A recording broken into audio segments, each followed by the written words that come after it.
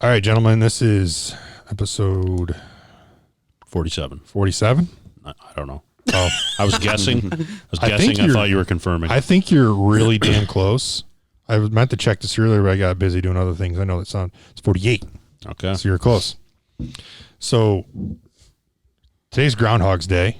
Your birthday's Thursday, by the way. It is. Happy birthday. Can we shave your head for your birthday? No, I'm good. All right. Well, do you guys, doesn't sound like a good birthday February present. 2nd, do you guys know what today is?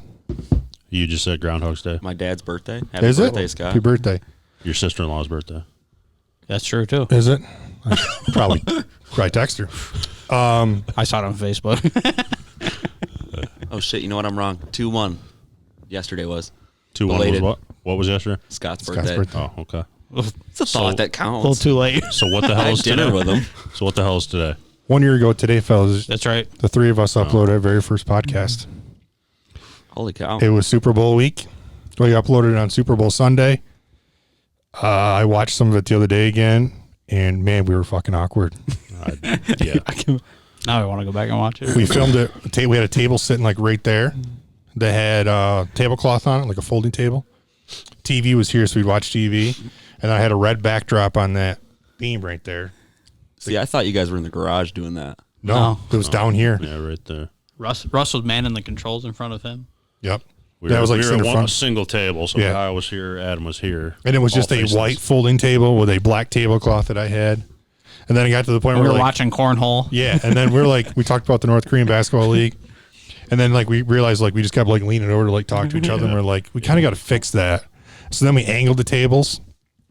So I called today, and I got us a birthday cake. Oh, shit. So there's some cookie cake for the boys. I like it. And even says happy birthday, by the way. I love cookie cake. So I guess you don't have to answer this right away. You can kind of take as long as you want. I'll answer What's it. been your highlight so far? Oh. So I think I don't want to get sentimental, but I think the highlight is just the fact that I think when we all started this, you guys can speak for this. When we all started this, it was a jokingly conversation, like we should be recording these conversations, right? And then it was something that was like, you know what? I'm doing this. I'm going to do it.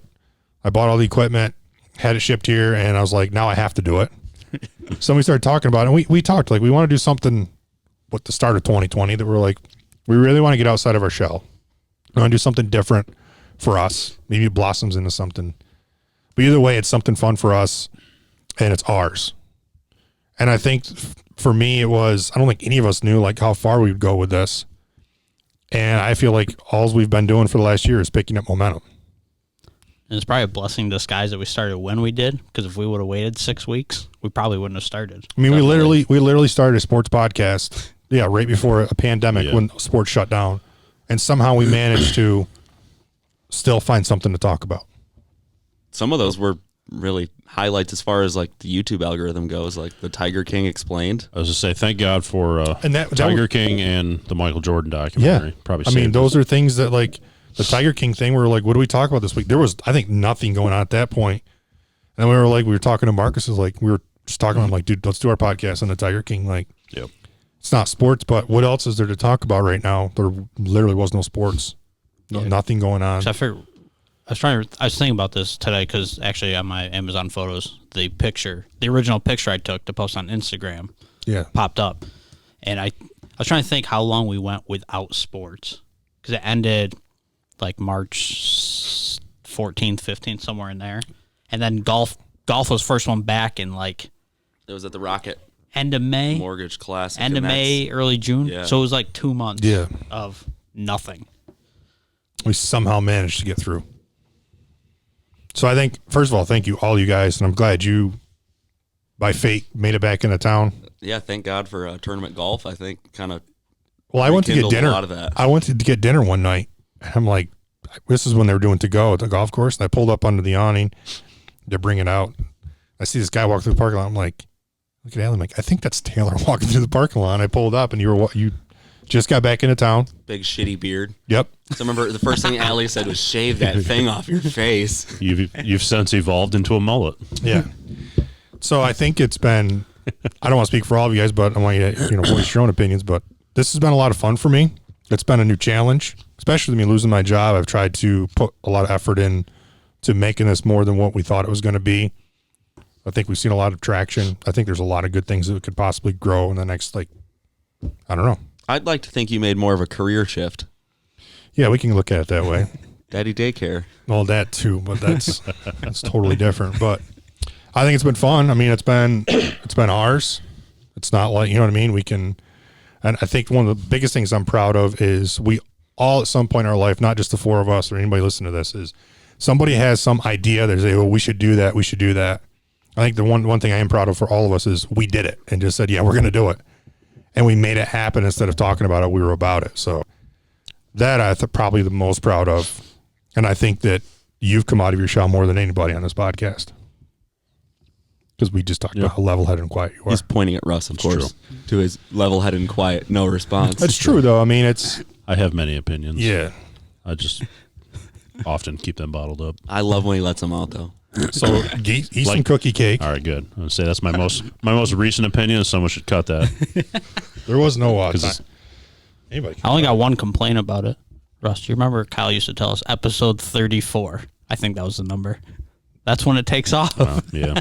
I was supposed to be the channel you were supposed to see some growth. But I think we're actually, based on statistics and analytics, we are ahead of growth. I feel like we're growing on Apple and Spotify more. Yeah. So I read one time this whole article, and the guy does all this, whatever. He said that you should have, if you average 100 listens a month after 2 years or a year and a half, 18 months, something like that, then you're on a good track. We're way ahead of that. Yeah. Because we haven't been on Apple for a year. We've only been on Apple since end of May? Yeah, probably middle of May, June, somewhere in there. And we're way over that. Yeah. Way over that. That's awesome. I brought a pen with me and nothing to write on. Just a fun side note. Oh, this looks like diabetes. Well, that's appropriate for Adam's birthday. That's funny. Yeah, no offense there. Got cookie cake and Corona. He's gonna the drink, by the way, not the disease. Yep. Adam's gonna go ahead and good. wash down that cookie cake with some Diet Coke because health. You got it. That's my 2021 goal. Every time You never have the same two drinks. Like right now, you have a Diet Coke and a Coke Zero. Do you have commitment issues? Like when you go to the store, you're like, 100%. He's got two phones sitting in front of him as well. Is that game on TV? Oh, we can put it on the TV. No. It might be, but we're watching Baylor, Texas right now. This game's not as exciting. I assume that's Carolina. It is. They're losing, so that's why it's not as exciting. But I forget where I was going with that. But I'll forget. I can't help you with that. Come back. So did you stop at a gas station drinks. and purchase both of those tonight? No. So at Wegmans, I buy. Yesterday, purchased both of them. I have a paper towel. I buy 3 different 6-packs each week. That's what I buy. But I never drink the same drink twice in a row. Commitment issues. I just like a differential little flavor. Are those difference. that different? We got a new contest. They both Yeah. taste like shit. No, No. they're definitely there's a lot of difference. At least I can taste it. We're gonna have him taste test. Yes. We right. could do that now or next week. We'll do it next week. We're gonna have you Get blind a couple different ones. blind taste those. Yep. I would join because I say that I can. People say the same thing about Pepsi versus Coke. I'm a Pepsi-holic. I think there's a definitely a difference. And I could tell. I like either, but You go two Definitely dubs. not address the fact that I have 2 different teas in front of me right now while I talk shit. You're not known for that though. You have the, I always have a Right, double. you usually have a beer in your hand. so I haven't noticed. You've got 2 of the giant Arizona teas. Are they labeled 99 cents or $1.29? 99 cents. Okay. Apparently they're $3 a pop in Europe. If I was gonna say the rumor is there's the new ones are starting to go up. They're labeled $1.29. Yeah, and they're tiny little bottles too. They're getting you. They drag you in with the big ones, and then they hit you hard. mass-produced cookie cake cookie cake with all this frosting. Like, I could house the shit out of these. I was supposed to. I was going to try to good. get it from the cookie company, but couldn't make it to the mall today. So before we A little snowy. get started, I have a question for you. We didn't get started yet. Well, we're technically started. We're recording. We're started. It's just having a birthday celebration. So, I don't think it was last week. It was either 2 or 3 weeks ago. We were talking about some hockey stuff, the divisions and where they're playing. Yep. And we had a conversation about teams and where they play. And I think I made a I made I actually don't think I knew about multiple hockey teams in Edmonton.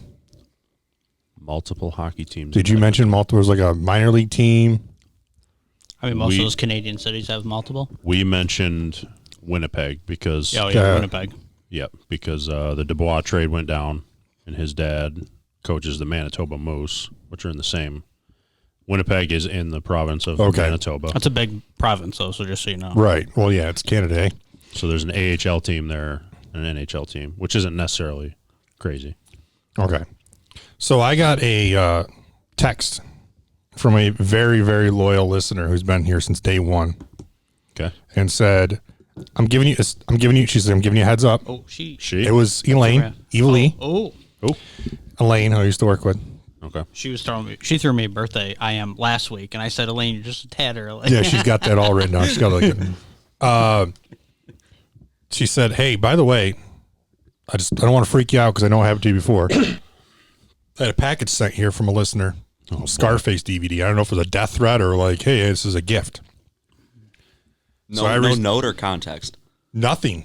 He talked about never seeing it. No envelope of white powder or anything. Yeah. I just mentioned I'd never seen Scarface, and I found out who it was after, but it took me a couple of days. But yeah, someone sent me the DVD. It's over there still. I haven't watched it. Sorry. Me either. Are we going to do a screening or what? We can.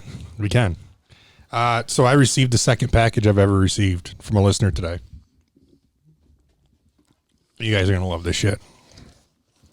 I asked about the AHL. It started about hockey, so now I'm really intrigued. Lane sent us 4 Manitoba Moose hats. I'll say it's going to be hat because we mentioned it. We mentioned hat. Dude, the Manitoba Moose is The Manitoba Moose. sweet. I love this. So I'm assuming you probably want that. That's the fitted snapback, a little flatter. Okay. I'm assuming, unless you want one of these other ones. What's the back look like? I think those are just fitted. Okay. They're large, extra large, so I may have to take that because that won't fit his tiny melon. Tiny melon. I pulled away from the mic. So thank you, Elaine. This is pretty awesome. That's sweet. I got this package today, and I'm like, what could it possibly be? And it took me a second because She's. Stretch. I've seen. snap. Not that I've been in the office lately, but when I do see her, all sports. yeah. So She knows. Is she working like remotely or something? I mean, I think they're part-time remote, aren't they? Yeah, I don't know. I don't know what they are, but I just mean, where's the connection from her? I used to You work don't have with to her. get deep into her connection, but used to with the work with her. Manitoba Moose Oh. thing. We talked about it. She listened to the podcast. 2 episodes ago, we talked about it. I don't know. And get that. I might have joked That's and just said I need a crazy that- Manitoba Moose We hat. did. Yeah, we did. Yeah. One of us jokingly said that.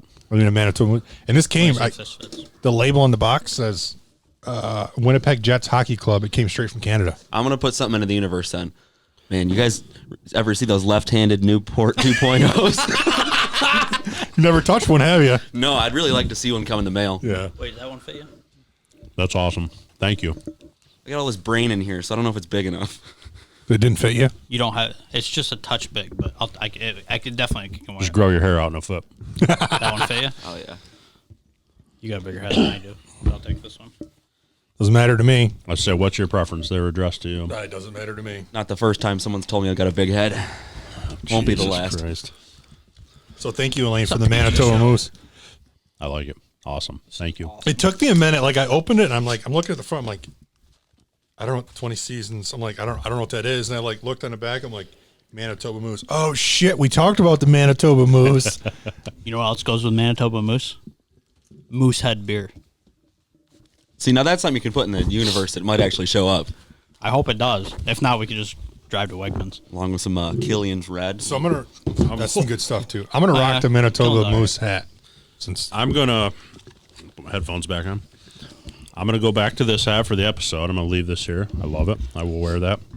Because I got called out in the comments section of a video recently by somebody's father that my hat was too low. Oh, And yeah. couldn't see my eyes. I It was saw too that, dark.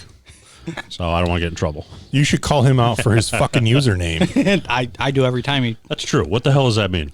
He doesn't know. Random. I didn't know what it was. He said they gave it to him. I almost deleted it because I'm like, is it spam? Remember we saw it. I don't know if you remember during the draft last year. Because I was like, Yeah, in the live because you stream. guys were here and I wasn't here. I Yeah. had meetings, so I wasn't here. But I was like, what is this? And then I realized it was my dad when he said he was a Vikings fan, and I'm like, what is this username? He's like, I have no idea. Just they gave it to me. And I'm like, Hell yeah. I love that. We'll have to show up to the golf course today all wearing one of these and be like, I will definitely what the wear hell it. are you guys wearing? Like, Top Manitoba of my Moose. lineup right now. I love it. I like it. Thank you. Well, hot in these rhinos. It's better. All right. So let's get into some actual shiz. We're what? How far in are we? We're 15 Adam minutes. bought a nice timer for us, so And we it's didn't have not to ask running what the right time now. was, and he didn't turn it on. You can start it because now we know we're like 15 minutes. But Taylor, can you we're turn good. my headphones up a smidge? Somebody's got to talk now. hey, That's good. Thank you. good. All right. So we have Super Bowl this week, Oh, yes, we do. and we have finalists. I'm out of this running. I do not have a dog in this fight. We did the season or the playoff picks. Adam Russ have 7 points. T Dubs over there's got 6. So everybody just submitted their picks to me for the Super Bowl. So Taylor's only got a chance if we both have the same pick, and he's got the opposite one. Correct. Right. So I have on here, you got to pick the game, So games first. and then you got to did- pick the over-under. You got to hope we didn't go opposite. I wish I would have gotten the opposite just by default, just to make it interesting. And then there is a tiebreaker, put total score in there just in case you guys are still tied. But you guys didn't. You guys are not announcing these. I'll do it right now. Okay. So what's this? This is Adam's pick. Adam has the Bucks +3 and the over 56.5. Total score he has 58. So I'm out. So we are going to have a winner. T Dub has Bucks +3 and the over and total score of 58. Can we talk about how T Dubs tiny circled the +3 instead of instead of circling box? They literally have the same damn thing. They do. Wait, No, they do. Bucks +3, over, and 58. They even have the same 58, total score. okay. I thought you said 53. That'd be And funny if he picked over and then Well, that's 53. why I was wondering that. I'm like, Maybe that's how he's canceling it out. Russ -3, the under, and 55. Chiefs, Chiefs. not Russ -3. Well, you I, picked I -3. wish Russ was playing. Chiefs Sorry. -3. I see it coming to So the no- so score therefore- breakdown Could for be. them. So Therefore- therefore, we will not need the tiebreaker unless it's a 3-point difference and we both push. Right. Right. That's the only possible tie now. And Russ and I have first and second wrapped up. Yeah, money's right there. It's been sitting there for a few weeks. And my money's still in my pocket. Oh, you haven't paid yet? No. I guess you're out. It's in my pocket right now. I mean, that's your guys' money that you guys have been handing me all the time, so it's not like I haven't lost Yeah. one yet. So Not this time. Adam waits to pay until he knows he's in the money. That's how you get it. Sounds like some other people we know. So we comment. have No comment. Super Bowl, and I don't think there's a lot to talk about now, Super Bowl wise, until after maybe the Super Bowl. Yeah, right? I kind of agree with that. I think we're gonna have more post game. yeah, it's been shoved down our thoughts. throats enough. Like, So I'm gonna come clean. I guess come clean. I don't know if that's the right word I want to use. You're gay? No. Let's come out. So I'm gonna forget the damn guy's name. Clyde Christensen, the QB coach for Tampa. Yes. He was on McAfee's show. He was This week. He was Manning's. He was Manning's QB coach, Andrew Luck's QB coach, and now Brady's. Okay. So he's good friends with these guys. The more, I don't know, I can't believe I'm going to say this. The more I hear like stories of Brady now that he's in Tampa, I'm kind of more of a enjoying it more. More of a fan. Clyde said, because obviously they practiced all last week, and then on Sunday he said he FaceTimed him because he had a question about picks or about plays. Tom picks up, says he's cruising all I can see is a sunroof in the back, like ocean behind him. He's like, what's going on? What are you doing? He just turns the phone. His dog's got his head out the window. Brady's just cruising down the bay, just hanging out. So his family isn't with him. They like left. They dipped. So he could like have Focus. 2 weeks to himself and like focus, especially because it's at home. But, and then, so I mean, that's pretty neat. Like he's not like, I mean, he's just like out driving, kind of relaxing, enjoying everything. It was a new place for him, right? So, and then also he said, Brady told Clyde that he's some pranks he likes to pull during Super Bowl week. I mean, I don't think many people want pranks pulled during Super Bowl week. They're pranks, Something but they're to take not. the edge But they're off is not nice, pranks. though. Yes. He says he likes to rile up his offensive coordinators during the week. So on like Friday and Saturday, because obviously he's watching tape, he slides in the hotel, usually in a hotel, slides new plays under the door just to rile him up to try to get him going. But Clyde said, he goes, Manning used to prepare at the beginning of the week. He wanted everything perfect, and then they would practice. Brady's more of a, let's see how it goes, and then we'll figure things out as it comes. So he said, but if one of those guys comes and puts a play in the book, they've obviously been studying. They know if it's going to work, so you got to put it in. But he will go. Brady said he put plays under some of his offense coordinators' doors on like Saturday night. And then the other guys, the receivers and everybody else hate them because they've got to learn something new. We obviously saw something during tape and it worked. So they figure if it work, if he says it's going to work, we got to trust him. Yeah. Yeah. I think some of the stories of him being in Tampa was kind of cool. I did hear that I don't want the baby bottle, but I will take So that. at least put the right bottle on the right person here. Thank you, dear. This is my bottle opener at Store's Hammer. I thought we were. Stocks only go up. Throw that down there. So I have, since I figured we'd talk about more, and we got the basic bets. Last week, we didn't put it on while we were recording, but I showed you guys the sheet from Vegas. Found one online. Okay. 15 sheets of prop bets. 15. It's a lot of sheets. And what a shit show this is in Vegas, but it's a good time. So I'm going to throw a couple at you. I want your thoughts. You can write them down if you want. Or, I brought a pen, but nothing right on. all right, what do you Paper towel. minus 105, both of them heads or tails for the coin toss. Tails never fails. I got tails. Tails never fails. Tails, all right. First offensive play from scrimmage, run play, pass play. Run play. Pass. I'm going pass. Can I caveat this a little bit? Sure. If it's a pass play for the Chiefs, it's a run play for the Bucks. Well, you can't caveat that in the back. Oh, well, we're not fucking actually putting money. All right, a fucking pass. Pass. Does the first play from scrimmage result in the first down? No. No. Yes. Team with first 20-yard gain from scrimmage. Bucks. Chiefs. Chief. I like that one. Team to request first coach's challenge. Neither. Is it bigger odds if they say neither? There is no. It's Chiefs Bucks. Well, I want neither. Bigger odds has got to But be. don't bet on it. Bucks. Jersey number to score the first touchdown. They actually have this in ranges: 1 to 12, 13 to 20, 21 to 30, 31. 69. Is that Gronk's number still? It's 87. He was Never never, not. he Never was. Never Or is that- Always 87. I just saw something on Barstool about That could be. his basketball. Oh, probably. I had some other ones. That's a tough one. Number range. I go 80 to 89. I would. I'm going that. What was the teens somewhere in there? That'd be the 20. No, 1 to What number do 1 to kickers 20. get? Are they really high numbers? touchdown. Not always. Mike first touchdown? Mike I thought you Evans said is first my play. guess. Are my teeth that blue? Let me see. No. Holy They are a little blue. Am I? not- Look at his. Is there That's why I'm not on camera. is there a Smurf behind that table? Yeah. Or under it. It's Classic, my turn now. classic fifth grade joke. Mind your business. These get really good. All right, you got a lot of red boxes there. What do you got?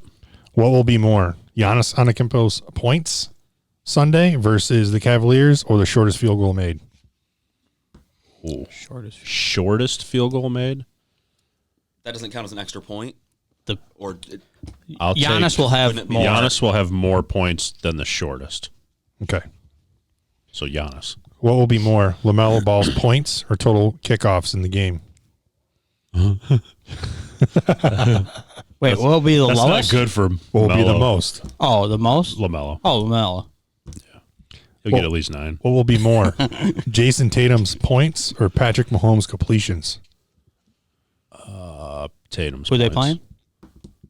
Do we know? Tatum is playing the Suns. I'm going Tatum. No, I'm going whatever the other choice was. Mahomes completions. Phoenix Suns points or Chiefs rushing yards? Suns points. Rush. I'm going with the Suns on that one also. Villanova points. They are playing Xavier, or Chiefs and Bucks combined total points. Oh, Villanova. Yeah. That seems like a kind of a shoe-in bet, right? No. No. I guess I think- college they could- basketball, they don't really go crazy high a lot, right? So a lot of these. Okay. Still, it seems kind of like one of the safest ones. So to if the bet on. over-under is at 56.5, Villanova realistically have less than 56 points. I mean, think watch the- Xavier's defense. When you watched the college game last night, two of the best teams in the country shooting 25% at the half. Looked like a high school game out there. It was ugly. Kyle needed like 5 overtimes to hit the I over. texted him. I go, we need 4 overtimes for the over. We need to get one. I got one that I thought was interesting that I saw today. Brady over under a half rushing yard. Over. Because and their point was like if he sneaks, is it truly going to be a full yard? Obviously, they'll probably give him a full yard, but if he only needs like a foot, do you give it to him? But if he needs, it's like -3 every Right. time. I'm taking Brady over I'll a still half take the rushing over. yard. I'll still take the over. So I have I gotta one. find that He'll one. match Melo's 9 points. I have one on FanDuel I want to find. Thank you, Pat McAfee. I want to look this one up. Did you watch it today? I watched part of it today. No, So McAfee said there's a bet out there. Is the opening kickoff a touchback or is it returned? I would assume touchback is the favorite. It is the it's favorite. got to be big odds. But McAfee said that ball's fucking brand new. It's like plastic. They don't work it in, and kickers love, like, they cannot kick brand new balls. That's why I have separate balls. Yeah. He said, so that thing ain't going anywhere. He said, because what they do is they kick off with it. That guy does whatever he does. That goes to somebody, and that ball goes to Canton. It's one and done. It's like a brand new ball they take out for opening kickoff. So I'm like, I kind of liked it. And Some insider trading right there. you got Harrison to Buck- hope the rain's coming down. he said if And Buckner Harrison Barker can put him in the 10th row. and he said I don't give a shit if he's kicking a beach ball. they say Next question. not a touchback. 7-2 the last 9 Super Bowls. Okay. Dude, I think they love to get that Yeah. right. It's that energy thing, Okay. that momentum. 7-2 last 9 Super Bowls, but when did they move the kickoff yardage up? That was only a couple years ago. I'd say probably been 5 years. It's about I'm not really sure. Remember the conversation we had? I don't think it was on air, but about really odd catered stats. I feel like that's one of them. Just like Yeah. searching through the abyss to find stuff that fits your narrative. That is the prop bets for the Super Bowl. I think unless it goes out of the back of the end zone, you're going to see that return because, I think it's a momentum thing, right? If I return, not Someone's they're not amped always- up. Yeah, they're amped up. They're like, hey, let me try to get this back to the 40. Let's get it started. So before we move on from football, I did what I did last year. I turned on Madden. You went to Vegas? No, that was 2 years ago. Oh, I turned on Madden and did the simulation today. Fair enough. Kansas City won the game 44-30. Oof. Mahomes 37 for 50, 537 yards, 5 touchdowns, 2 interceptions. Brady not clutch at the end. 3 straight 4-and-outs in the fourth quarter, but 42 for 65, 479 yards and 3 touchdowns. Those sound like video game numbers Yeah. to me. I did see a simulation of Madden of the draft earlier this week. Trevor Lawrence didn't go in the top 10. So if that tells you anything about Madden. Yeah. If I did it last year, I'm like, you got to do it this year. How accurate was last year's? Do you remember? I think I had the Chiefs winning, and they did win the game. So winner-wise, it was kind of on. Okay. So Russ is hoping. One more thing before, obviously they have the media days, and obviously it's a lot different this year. Did you guys see Gronk? No. So prior to the season, obviously no one was down in Tampa or in their home cities. So I think Gronk was obviously a little out of shape. coming in, and this kind of proves to what potentially why he didn't play a lot beginning of the season. They asked him about like Zoom workouts or something like that, and he said, "Well, they used to want us to send a tape every day of us running sprints and send it to him." He said, "I would record all the sprints on one day, just change my shirts, and then I would just send them different days." Yeah. I mean, that's works smarter, not harder, right? Yeah. So he did them all in like one day. Like That's each actually a week pretty good did idea. it once and then just send them. That sounds send 'em all harder to day. me. Would you rather do 15 or 20 sprints Yeah, a but day they're- or 101? You have to do it the rest of But, the week. yeah, but they're pro athletes. I saw something similar to that the other day, not sports related. Some guy did an experiment for his job. He does something. I don't know what his job is, but he ended up telling his bosses after, and they thought it was hilarious. He taped a loop of himself in Zoom meetings, just like nodding his head and like sipping coffee. And for a week straight, he just played that loop. And like get different videos of him. And like then he finally told them, like, I like it. yeah, That's not bad. that was pretty funny. All right, we got to talk about this. Golf starting. Don't forget your picks for tomorrow. Pool starting. If you're listening to this, you don't have your picks in. I probably will be texting you or emailing you. Have you gotten many picks out from people? Yeah, I got a few. Yep, I've gotten a few already. I'll probably get you mine after this. Mr. Rupert was the first one. He texted me the other day with his. And Hurley. I need Team Sanchez. Oh, he was sending me a million questions today. Was he? So He's all over it. Sanchez, and I need, if you can, Tony. Oh, yeah. Get those. But I'll be sending stuff out. I've already sent out some reminder texts. All right. We got a good golf conversation today. Patrick Reed. Oh, boy. Name's back in the headlines. First, congrats. He won this week, 5-shot win. But not without some conversation. It was very wet out there. There were Torrey Pines, right? Yeah. Pretty good storm, I think, Thursday afternoon into Friday-ish, something like that. It might have been even Friday morning. I don't know. One day it was coming down sideways. Yeah. So Reed hits a second shot. I don't even know the hole. Do you guys remember the hole? No. I didn't watch it live. 7 so or 8 maybe. Okay, so Reed hits a fairway bunker shot. This thing goes straight up in the air, comes down left of the green, probably, I'm going to say anywhere from 20 to 30 yards left of the green. Would you agree with that? Yeah. Anybody see it? Okay. Ball does bounce. That was the big question. We'll get into that. And long story short, Reed takes a drop for an embedded ball. Yep. He takes a drop, and instantly this hits social media. People start catching, giving him a lot of flack. People are pissed off about it. The typical, like when we hear about Patrick Reed and his cheating. And then a video surfaces of Rory I'm not going to say doing the same thing. He had the same situation. So before I give my piece, I'm going to turn it over to you boys on what your thoughts and what you saw and what you think of the situation. So whoever wants to go first. 16.3 isn't that flat out of a rule a lot of the time because, like he said, It is Rule 16.3, just to clarify what you said. Some people may be like, what the hell? sorry, yeah, Rule 16.3. 16 is abnormal course conditions. That's the rule, and 0.3 is about the embedded ball. Of course, if you play golf, you know that they've since made a major overhaul in the rules. The embedded ball has been changed mostly in the fact that it used to say through the green, which is not really a very clear term because it doesn't mean that once you've hit to the distance of the green that you're done with the rulings. It means unless you're on the green. Now it says the field of play or something to that extent, meaning basically anywhere. But it states that if the ball breaks the plane of the ground, it's embedded, which doesn't mean to me that it's ripped a hole in the air. It is a dent. Well, I don't really understand. There seems to be a lot of vagueness, really, with the embedded ball. Break the plane is break Breaking ground. the plane. break ground, yeah. It's so hard to say. The only thing that you have to do in that situation as the player, the burden is on you to get a rules official. They're everywhere. They litter the course. There should be one on basically every hole in a tournament like that. They mingle. They're around. Raise your hand.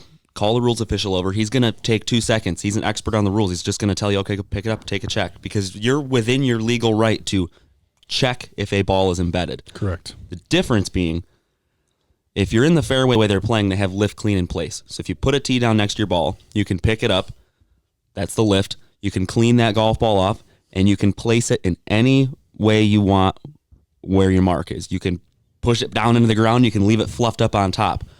However, if you're checking if the ball is embedded, when you mark it, you lift it, but you cannot clean in place. You have to simulate the lie, and if there's dirt or mud on the ball, it needs to be left on the golf ball because you're not getting relief. You're checking to see if you're getting relief. Correct. I believe he cleaned and placed he did the not. golf ball, didn't he? He did not. He set the ball off to the side and left it in the grass. So As is. So then he made no violation in my I disagree opinion. with that because, and I'll let you get. I just wanted to interject here. You're okay, yeah. I don't know that he didn't clean the ball because he had it in his hand and he like rubbed it with his thumb and like it was in his palm, and then he said, "I'm going to set this over here." So I don't know for a fact. It's hard to give him the benefit of the doubt that he didn't clean it because So when you lift the ball in any situation, like say we're short of the green, my ball's in front of yours, and you ask me to mark my ball in the fairway, I have to pick my ball up, hold it in between my fingers, and then I have to set it back down in the exact same You orientation. have to recreate the lie, correct? yes, What Patrick Reed did there was he just set it down on the ground and away from where the ball was. So it inadvertently So in my- probably cleaned itself in the wet grass. Yeah, so too. in my I mean, opinion, he didn't do that properly because he didn't hold the ball while he was checking to see. it just looked odd from the camera angle because it wasn't like you said. You pick it up and pinch it, like it was in his hand, like in his hand. And I didn't really So- see him examining the ground. Did that involve him brushing any grass to fluff that rough up? Because it gets really clumpy around greens in those He put tournaments. his hand down in to feel it, Okay. which I feel like you had to because that rough was probably 4 inches thick at that point. It was thick. But that's my point is if he was checking to see if there was any embedded marks and did any sort of brushing move, we all know how those greens get. If you've ever been to a tournament, just any foot traffic, even without patrons there, it gets clumpy. It's not sitting in one direction. And if you were to take your hand and brush that, it's not necessarily thatching, but it looks like thatching where they're all sitting all over the place. The blades are sitting in wrong directions. Yep. You can make it much easier to hit a chip shot because if the blades are facing at you and you try and hit a chip shot, there's a lot more resistance. You don't know how that ball's going to come out. Yeah. However, when you win a tournament by 5-shot margin, It correct, didn't really have anything to do with the tournament, right? it's just a bad look. I mean, you want to give someone a benefit of the doubt, but at what point do you start going okay? He's lost that, though. So there's two issues I have here with what Patrick Reed did. In the end, they determined his ball was embedded. They determined it broke the ground. So the fact that he had an embedded ball and got relief from that is accurate. I'm okay with that. They ruled that was the case. As am I. So that overall scenario is fine. He didn't cheat by claiming he had an embedded ball when he did not. That's not the issue. You mentioned Rory McIlroy. I saw that clip also. There's one major difference between the two scenarios. Patrick Reed called for a rules official. Rory McIlroy, not that Patrick Reed doesn't know the rules, but Rory knowing the rules, just determined on his own Was confident enough in it. with Rory Sabatini walking directly next to him. They got to his ball. He looked down and he said to Rory Sabatini, "Rory, I'm going to check to see if this is embedded." Rory, you could hear him saying, "Okay." He marked it, checked. Yes, it's embedded. And he checked with Sabatini on what the drop was. So then he dropped it. So that's the first key here, the difference. Rory McIlroy didn't call a rules official. He checked with Rory Sabatini. Patrick Reed has every right to call for a rules official. When you call for a rules official to come over and evaluate the scenario, you don't pick up the ball and set it 8 feet away from the scenario you have in question. It's like a crime scene. You just Leave it there and do not touch it until the rules official comes over. Because he marked it, set it down away. The rules official came over, and you can hear the rules official saying, "Why are we looking over here? What's going on over here?" Yeah. He came over and looked at Patrick Reed's ball where it was sitting, and even he was confused as to why is your ball here and I'm looking over here. So my first issue is that if you call for a rules official and then you touch your ball, what? What? He touched the ball first, then called for confirmation. And he did ask his playing partners. He said the volunteer said it did not bounce. Because that's right. None of the 6 of them, the 3 players and the caddies, saw the ball bounce. So that's why they asked the volunteer if it bounced, and she said no.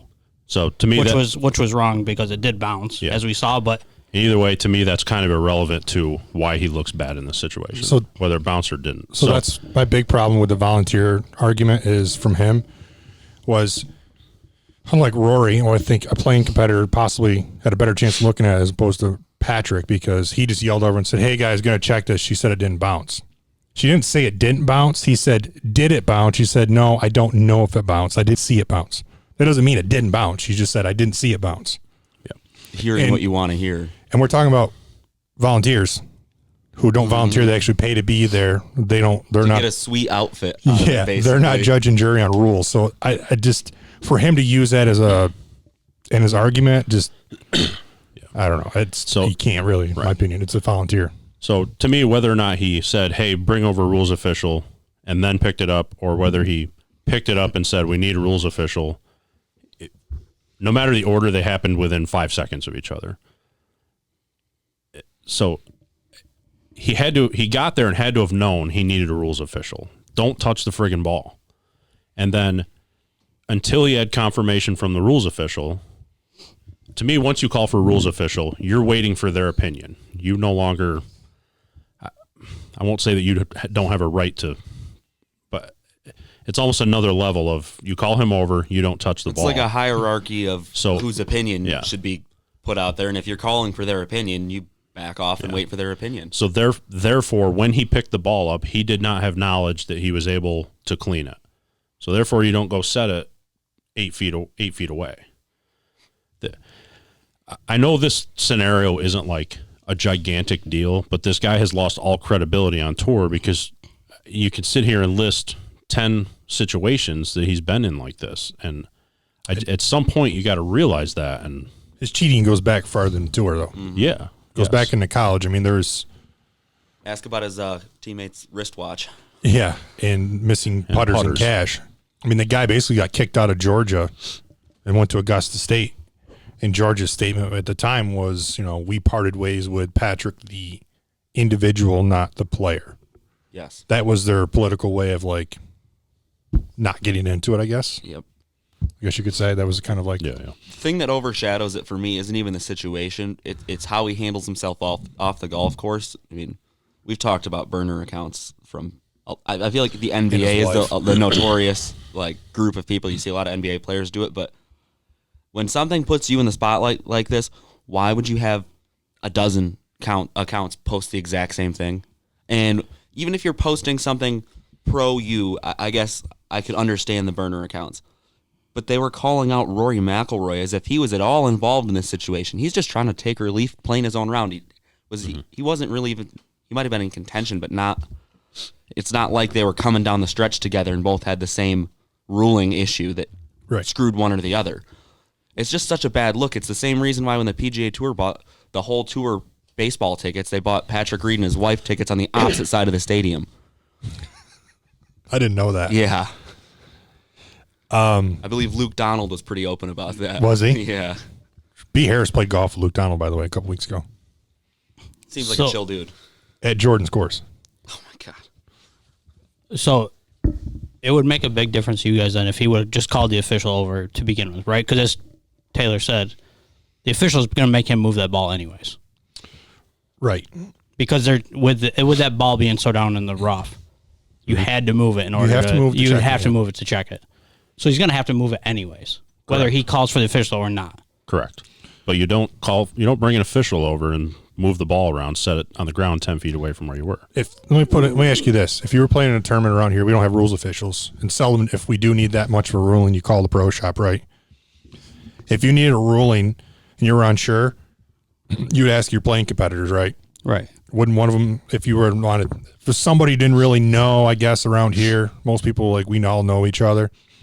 But if you said, hey, can you come take a look at this? I think we've all been in that scenario, right? Yeah. I think that's what Russ is hinting at, and kind of like the same avenue he probably should take with his reputation.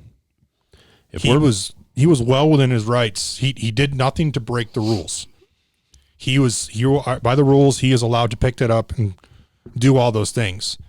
It was the optics for him. Right.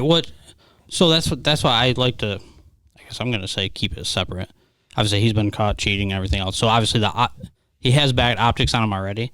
But what he did Saturday, he didn't do anything wrong. But he's been criticized because of the past.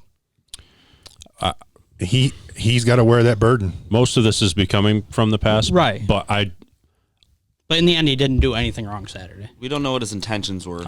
I don't know. I don't know. It's hard to give him the benefit of the doubt because, like Russ said, I think he's lost that from a lot of people. He didn't do anything that caused him a stroke in the tournament, but in my opinion, he did things wrong. I think he handled the situation wrong. This is like if you and I are playing a match in the best ball. I claim I have an embedded ball. I pick it up, and I go set it on the fringe, and then I say, hey, Adam, come over here. I need you to see if this ball's embedded. Your first question is going to be, well, why is your ball on the fringe? Why did you touch it? Why did you move it? Yeah. So I think there's a couple things for me. I went back. I watched this video a few times, and I watched it again today. I even wrote down like verbatim what the damn volunteer said and what he said. I didn't like the way he picked up the ball, whether he cleaned it or not. I don't know. It didn't look like, be careful with this. Like he picked it up and here's my problem. And I try to give him the benefit of the doubt. First, I don't think I've ever seen a golf ball plug on the bounce. I don't know how wet it was, but if it was that wet within a foot of where that ball was, and I watched the volunteer take a very gingerly step at one point walking away because it was probably wet there. But if it was that wet, why didn't that ball plug on the fly? People keep saying that, but I don't think that it needs to plug as we like to think in upstate New York, where we're banging them into these fairway slopes and the ball disappears like it's a wood chip. Well, you're also in the rough. It's break the plane, which 3 means or 4 inches. So couldn't you get, I don't know this, could you get an embedded ball drop because, say there was already an indentation in the rough and the ball falls in that, right? Correct. You can still get an embedded ball because it's broke the plane. Yeah, especially if you don't know. Yes. And I've thought of that. that. It's a place at that point. Because you would have, because you would Yeah. have no knowledge that dimple was already there. Yeah. And same thing with Rory. I think that could have been the same thing. Someone could have walked through there and Rory's balls in some indentation. Right, and that's why they've talked about this on the tournaments, and I think they were talking about during the Masters when DeChambeau was looking for his on 3 or 4, whatever hole that was. It's actually better for the player at that point for someone to step on it. Yeah. Because then they get a free drop. We saw Rory have that happen with an official step on his ball around the green, correct? So I was going to get to that too. So my thing is just that. I don't know how wet it was. I find it hard that it actually had enough steam after a bounce in the rough to break plane for both of them. But in Rory's case, he never even asked. I think he did what all of us do when we play golf, especially in wet conditions. When you get to your golf ball, you assess your lie, right? That's the first thing you do. And I think that's what he did. Patrick didn't even assess his lie. He just went right to did a bounce. And there's a part of me that thinks because he's looking for it.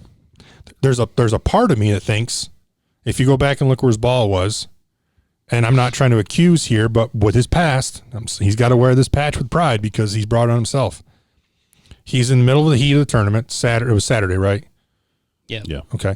So now he's hit his second shot into this par 4 and he's short-sided. And if you look at where he took his drop, he took it really close to the cart path because the grass was shorter. And he was looking to get in some shorter grass. And hey, let's be honest. When you're playing a tournament golf or just playing golf and you take a drop, you look for you got to take it within the right, parameters, but you're going to look for the best spot, right? I don't blame him for that. He could have went the other way with it. Grass was shorter. So if I'm in that situation, taking the drop, probably done the same thing. Probably dropped closer where it was shorter grass. My problem is he just handled it wrong. He didn't break any rules, but I think he handled it wrong. The camera angle in the video we see is him the camera's kind of behind him. If you think that ball's embedded, you say, hey, I'm going to check it. How hard is it to just take a tee, shove it in the ground, pick up the ball? The guy crouched over for 20 seconds like fiddle fucking with the ball. And some people have come out and said, was he pressing down on the ball? What are you doing there? This isn't, that's the thing. Rory walked up, hey, my ball's embedded. Throw a tee in the ground, pick it up, clean it, put it back. And Patrick walked over and he's like messing around in the grass. And with a guy with that image, probably not a good look, because then he then picks it up. I'm going to get a rules official. Like, some people are like, did you make it indented into the ground? Like, people have these questions, and for good reason. The guy's got a reputation. I don't like the embedded ball rule, and there's a few reasons why. The first one is my own ignorance, I guess, at this point, because when I had done the PGA qualification for the rules test, that happened to be conveniently a year or two before they made the overhaul to the rules of golf. That's point one.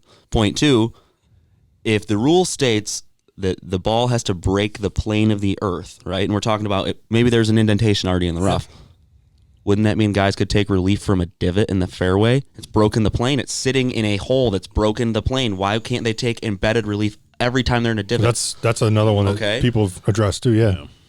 And I just think it's too vague. I think to say an indentation is a really terrible thing. If it sits on the grass, it's making an indentation in the fairway anyway.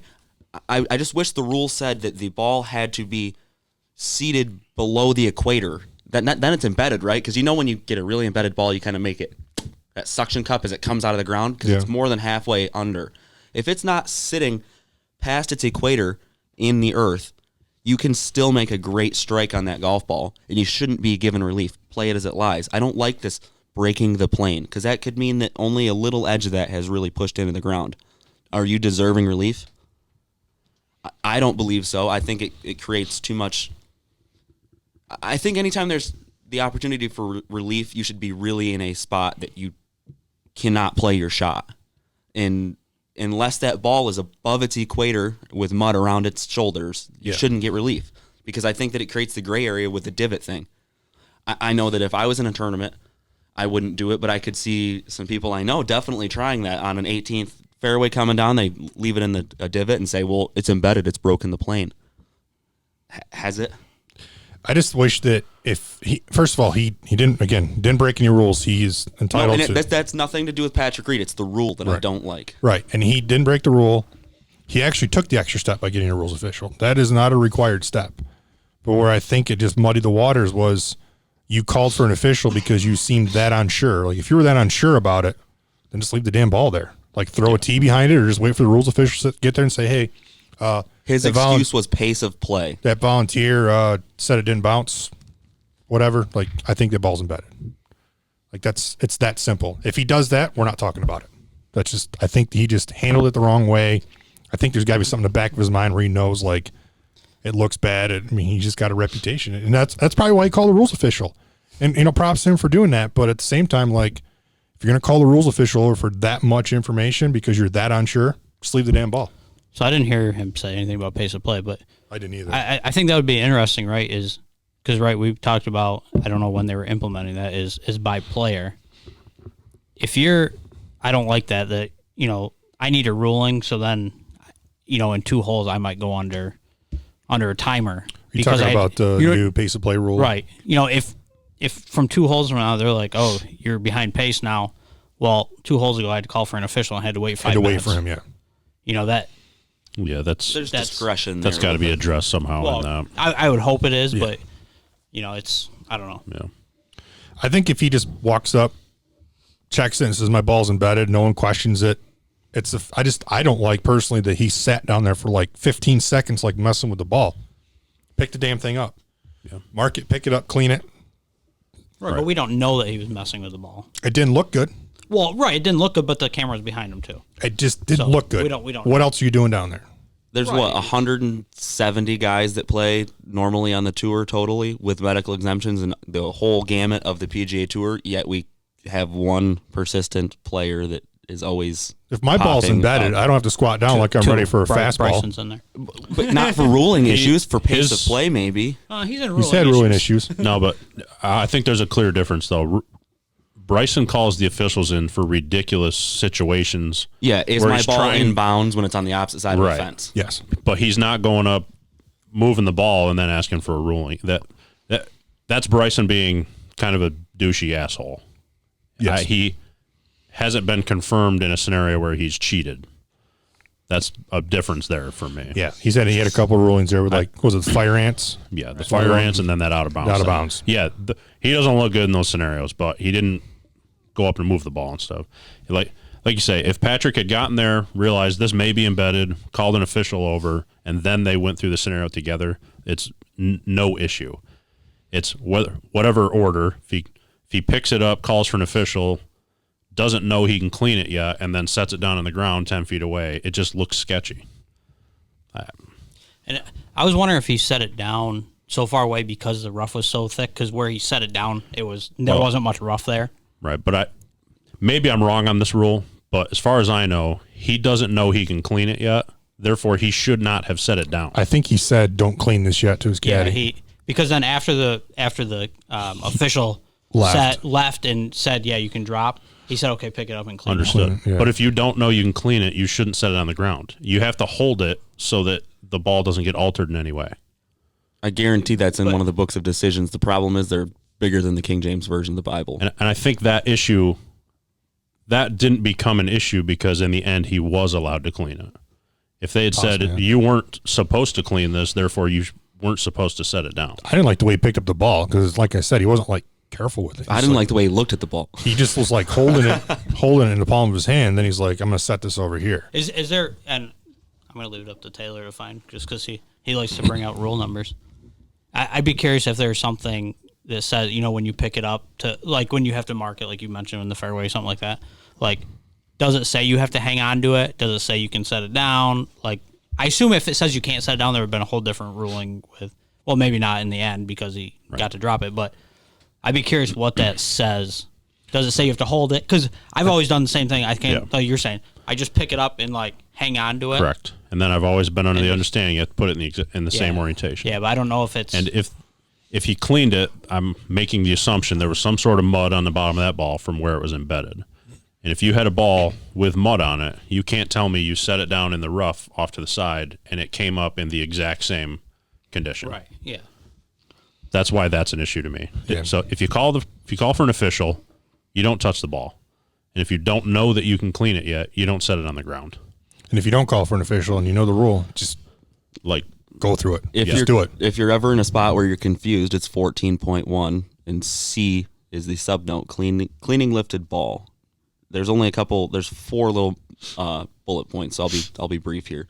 You can do so, you can clean the ball when you're not technically allowed to yet. So like in this situation with Patrick Reed, to see if it is cut or cracked, because in that situation, it's the only situation where you can change a ball mid-hole. Yep. Otherwise, if you change the ball mid-hole, it's either a 2-stroke penalty or loss of hole. To see if it is cut or cracked, it says cleaning is not allowed. To identify it, cleaning is allowed only as needed to identify it, meaning you can rub the label or look for the edge where you put your Sharpie mark, etc. Right. Because it interferes with play. So like if we're off on the edge of the green and Russ and I are next to each other and he needs to chip and my ball is going to get in the way, I can pick it up, but I cannot clean it in that situation. I think we mentioned that already. Yeah. And the last is to see if it lies in a condition where relief is allowed.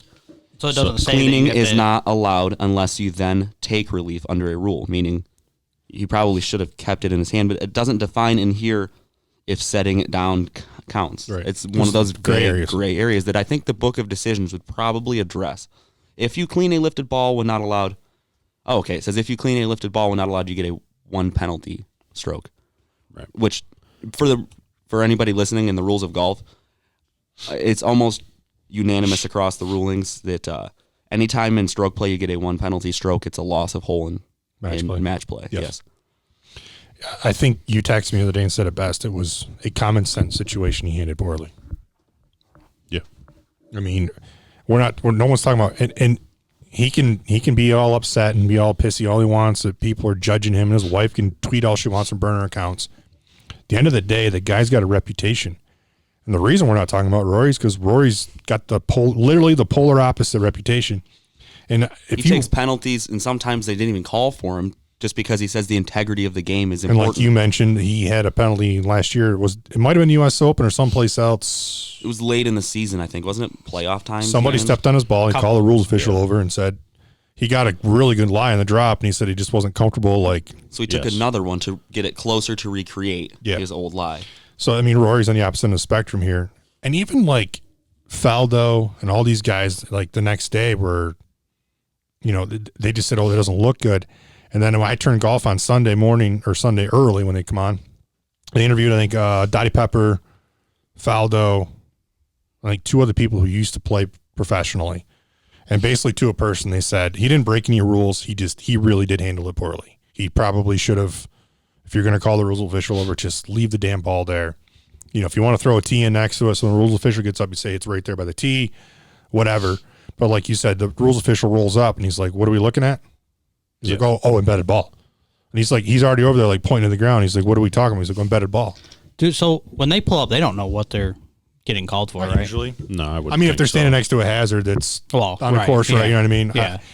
Yeah, for the most part. But he just started like talking, like pointing to the ground, and the official didn't see a golf ball. And he's like, what are we talking about? Yeah. I don't remember verbatim what he said. He wasn't asked, the official wasn't asking, what's the scenario we're looking at. He asked, why are we looking over here? Yeah. Because your ball's sitting over here. That was what he was questioning. He didn't break any rules. I just don't like the way he handled it. I just feel like if you know the rule, because you said, well, I can pick it up. All right, well then have a playing competitor look at it or whatever, and then just take your drop. But then to call a rules official or pick it up, put it in your hand, it didn't look good. I mean, I'm just always been one of those people, like if I'm not sure, leave it. Yeah. Ask somebody.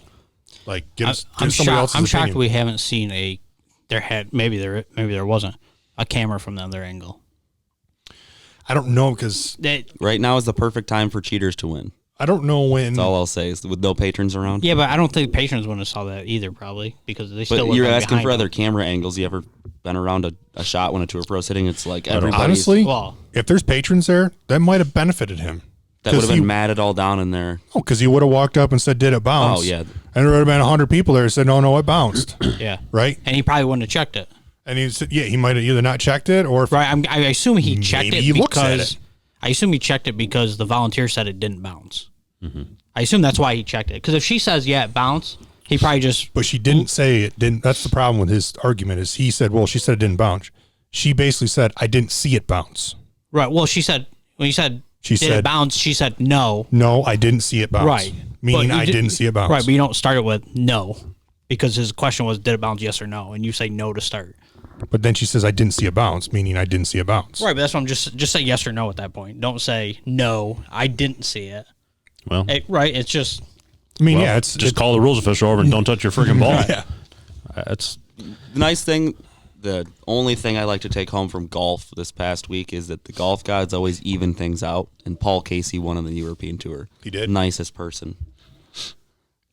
He's my favorite player right now. So it made me How old's feel Paul good. now, like 43? Is he that no. old? He can't be. Isn't he like thought he was- maybe 40? No, I thought he was 39? like 47, 48. No way. Look up Paul Casey's age. He's north of 40. Late bloomer then, huh? Hmm. It says he's been on tour since 2009. He's born in 77. 43. Yeah, it's a good win. Yeah. All right, I have more So golf I for you had guys. to end the negativity of that. It was just killing me. And Reed did win me some money this weekend, so it worked out. Yeah, did you end up getting what place did you finish on that? 8th. Was that where the money ends? Is that 8th? No. I still won some, but Adam, Scott, and Lanto Griffin hurt me. Griffin got it back to even on the day, but Scott shot like 3 over. So it really hurt me. And Rory Sabatini shot like 4 or 5 under, which killed me because he's There's so a cheap. blast People from just. the past right there, huh? So I saw something today. I actually tweeted about it. I don't know if you saw it. I think we've talked about it before, touched on it. And it's a topic that extremely pisses me off. Because when I talk about it, I envision people who can't break 100 sitting around an office somewhere pissed off because they can't hit it as far as somebody else. Can't touch the flag stick. That's a whole other issue. I know So where this is going. they supposedly the RNA and USGA proposed new rules for basically a rollback of equipment. And I know we've talked about this before, and it just infuriates me because, and I want to talk about Webb Simpson real quick. I saw a video of him today. He was asked about it, and Webb's a very quiet guy, right? Well, we all agree with that. He's kind of like He's poignant, I would say. When he speaks, he means what he says, and he's not out there to poke button or push buttons. He says what he thinks, and a lot of the times he's right. And Webb made a really good point today. He said, we do not need a rollback. We do not need a rollback in equipment. We need to talk about our golf courses. We need to maybe grow some rough, narrow the fairways, firm up the greens, maybe some more dog legs. Those are the things we need to look at. A rollback is not needed. He was very firm on that, and he said, I really hope the PGA Tour is very loud in all this. I was going to say, I think any one of us at this table could sit down with a piece of construction paper and draw a course where Bryson DeChambeau could not win by designing, like you said, a bunch of sharp darts. Yeah, we thought that the U.S. But Open. he won the U.S. Open last year. But he putted his ass off. I was going to say, And the other thing he mentioned was smaller greens. he was accurate that week. I can't remember which. Did he golf finally? grade that I don't even remember his chipping stats. Did he finally chip good for a week? He 'Cause, putted his ass off the U.S. Open. He was like top 2 or 3 in putting, wasn't he? And, yeah, somewhere in that. And that ruling was just for pros. That's the So problem. they were That is still the going to problem. have. They were still going to have separate. That is my problem with Right. it. And here's the problem with that. I've said this before. When you do that, when you create like, well, you guys can use this equipment, everyone else can use this, you've drawn a bigger line in the sand in the game. To me, you've taken one step closer to making the game smaller and closer to the 40s or 30s or 1950, where you had to be privileged to play golf. And we're trying to grow the game of golf, and now we're taking a step further, separating that. And I'm going to use myself as an example. In the past couple of years, I've given serious consideration either going to qualify for the USAM, maybe the US Open. And I'm thinking about this today, and I'm like, why would I go do that? Because this is what they claimed, elite players, top amateur level and professionals. Why would I want to go do that? So I can bust my ass, maybe qualify, have a great moment in my life, like I qualify for the Open or qualify for the USAM, and then I get there and they say, you can't use your shit. You can't use your driver. You got to use this golf ball now. Where's the growth of the game there? You're stifling people from getting to that next level and their goals. Golf's a lifetime sport for most people. And a lot of kids start at a very young age. A lot of young guys on tour right now. And I think that it's just complete bullshit that they're drawing a bigger line in the sand right now because of equipment, because they're pissed off of where the ball's going. And Webb Simpson said it great today. He's like, it's garbage, basically. He said, Jack hit it further than, Snead. And Tiger hit it farther than Jack. That's just the way it is. And I've said it before, and we've talked about it before. There is not enough credit given to these guys. I don't like Bryson for his attitude, right? But I cannot, nobody can discredit the amount of work that guys put in to figure out a way to hit the ball further. There is so much effort that goes into these guys now with technology, cameras, TrackMan. You could not have a single camera. You start getting on TrackMan, understanding your numbers, and have someone show you like, well, you need to do this different, so we got to work on this move. It's a game changer for people. So to me, it's just bullshit that I'm picturing these old heads sitting around like, oh, pissed off, like they're protecting their game like it's personal. And to me, the USGA and probably RNA, in my opinion, USGA for sure, might be as corrupt as the NCAA. And I think we're drawing a bigger line in the sand. And we're telling a lot of young kids who have aspirations at some point and getting to play the PGA Tour, maybe even high-level college golf, you're basically telling them like, nope. See, I'm not in favor of this. If anything, I think that, well, I'm very confident based on the amount of research and whatnot I've done in my life that the catalyst for this change is the golf ball. It's not the equipment. Your Callaway commercial will tell you whatever it wants. Play a 10-year-old Callaway on a TrackMan and a new one. It's borderline the same, other than your spin rates and your dispersion might be a little bit better because of gear effect has been minimized by MOI and you're putting your CG lower and further back. But that's beside the point. Your technology with plastics has gone through the roof. I mean, even when I was a little kid, I remember my grandpa cutting open a golf ball and there's oil and rubber bands inside of those old Titleist golf balls. We've gone leaps and bounds with the golf ball, but is rolling back the idea?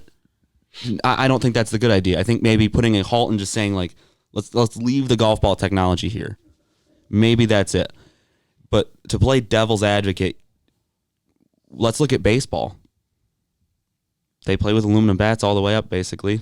and then all of a sudden you're now restricted to a wooden bat. Isn't that Safety isn't thing, that isn't still it? a bifurcation, just like what you're saying with golf that you don't It's want? supposed to be safety, but Safety, and Russ, all the aluminum bat does to a wooden bat is quicker. It has nothing to do with how far you hit it. You can't hit it farther. There's guys no on- higher coefficient of No, restitution it's on just, quicker aluminum in bats. the it's just beginning, that right? it's just that acceleration off the bat. The initial speed. So the main reason for that is the safety of the pitcher, mainly.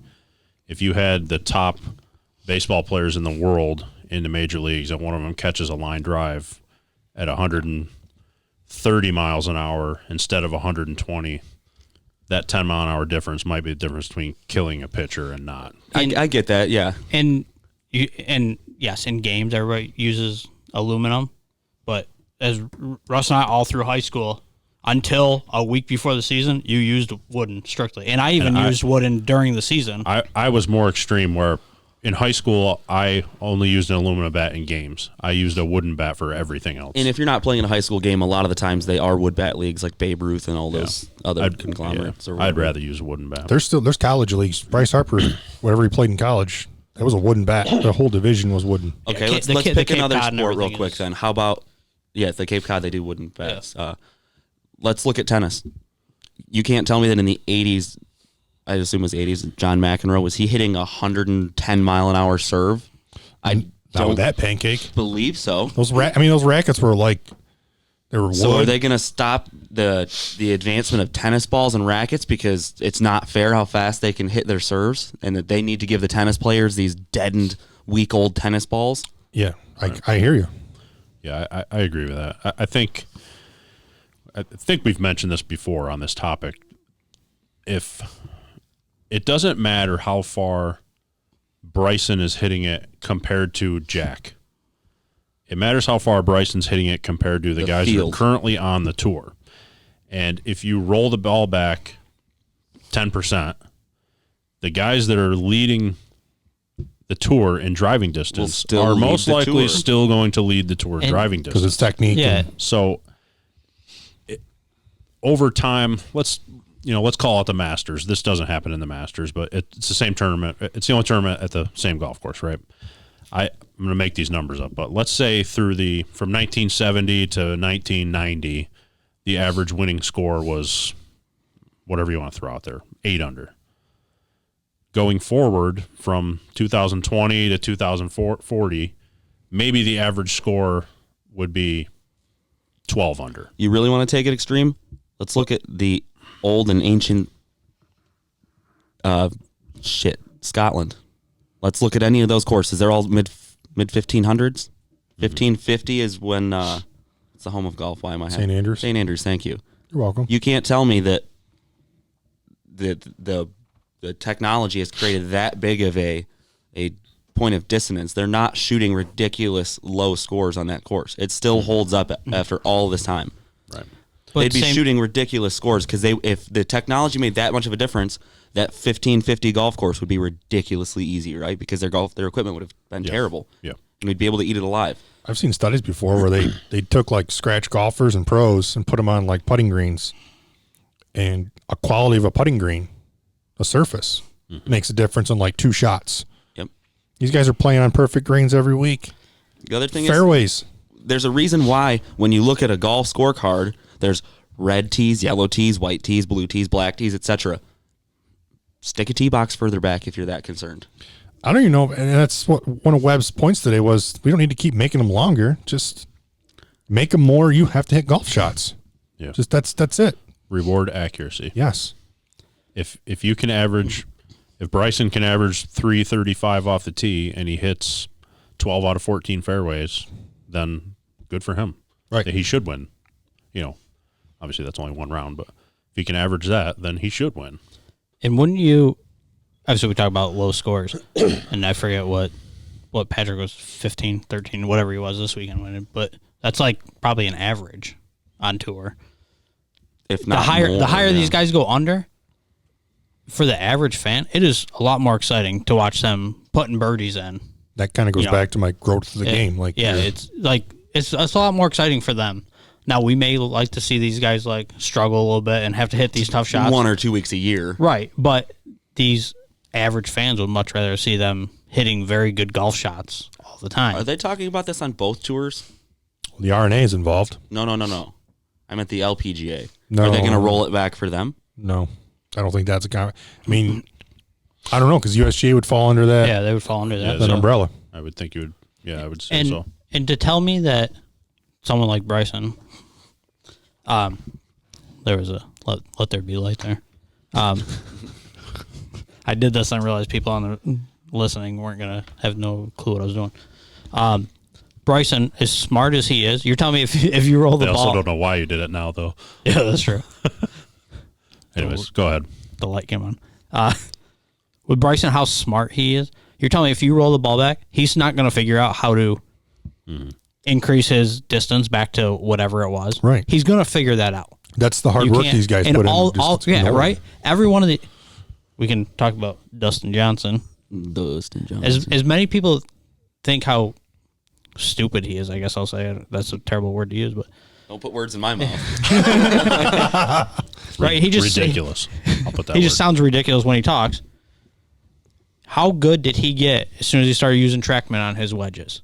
He went from, I'm going to make up numbers, I guess, probably like 80th in the world to top 5 in the world just with his wedges because of what he could accomplish with TrackMan and figure that stuff out. I won't bust the whole flow of your thing, but you ever watch the video of the guys, like tour pros, but I think they're on the TrackMan YouTube page themselves. They'll call out a number, or they'll hit the golf ball, and while it's in the air, they'll say 117, and then you hear beep, beep, because that's what a TrackMan does when it picks up the radar numbers. And then the screen will pop up, and they run over to it with their phone. They're within a yard or two. Right as soon as they hit that ball, they know exactly how far that golf ball is going to go. And you can't tell me that's not from a TrackMan. I mean, Russ watched me put in a hour session on a TrackMan with Callaway this year. And you played a lot of golf with me after that. I left that session knowing adjustments I had to make. And I thought after I made that adjustments, I was hitting the ball further. Yeah. I was hitting the ball further off the tee. I made those adjustments. I worked on those things. And that was with me spending an hour and then going to the range a few times. It's these guys' full-time job. You know, they probably hit a TrackMan every day to make sure they're staying consistent. They're working on whatever they need to every day. I don't think there's enough credit given to these guys for the work they put in. I hate to say it, but science-wise, like the mechanics and everything that goes into the golf swing, there's so much more knowledge out there now. We know so much more with video and frame for frame on some of these, video cameras and the TrackMan, all the numbers. And I just feel like we got a bunch of old dudes sitting around pissed off like they're protecting their sacred game. It's like, shut up, dude. Like, I don't want to hear your mouth. Like, you were probably looked at the same way like Webb Simpson said today. Sam Seed probably looked at Jack and wanted to punch him in the face like, we should roll the clubs back. Yeah, I shouldn't hit that far. Like, shut up, man. That guy's using a bubble shaft. Yeah.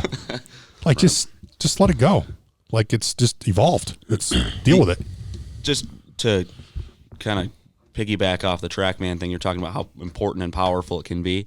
The most powerful endorsement that they can give themselves, or that I could give them, is they give zero freebies. You look at what does the Golf Channel call it? Like live from the range, right? Before a big round, they show these guys warming up. All the top players have a TrackMan behind them. TrackMan does not give them away. However, Flight Scope, etc. No. You can get a discount they might have just started that, but when I talked to the TrackMan rep last for the Pacific Northwest, there were no discounts. They buy out of pocket because they're that powerful that they don't need to. They know that people will buy them, where the other guys are giving them out for free just to get them on TV. We looked it up, and if you write them an email, basically tell them if you tell them like you're a PGA pro or something like that. They do discounts now? They do a quote for you, yeah. Because we talked to Rupert about doing it. They'll do a payment plan, but it's about the same price as a car. So right, enjoy that. yeah, they're not cheap. Like a stock one, I think was like 17,000. You could get the TrackMan 3 for kind of cheap now since the 4 is out. Yeah, I mean, I'd love to have one, but I got to win that lottery. Just like an iPhone. There's a new version out every 8 You could months. probably get like a TrackMan 1 and plug it into your Windows 98 for $500, but good luck. Sit on the range with like a big desktop. What do you got there, TrackMan? Yeah, I saw a picture of Payne Stewart hitting on like an original. I don't even know what it was, but it looked like those golden tee games. Remember the ball that you'd play at the launch bar? monitor, It was yeah. that big with a little plastic tee, and he was hitting on that, and that was in the late 90s. Didn't he die in like 98 or 95? Somewhere in there. Yeah, don't remember the year, but 7 or 8, and somewhere in there. But that's a total digression. Sorry. Now you ruined my flow. Yeah, I definitely did. Sorry.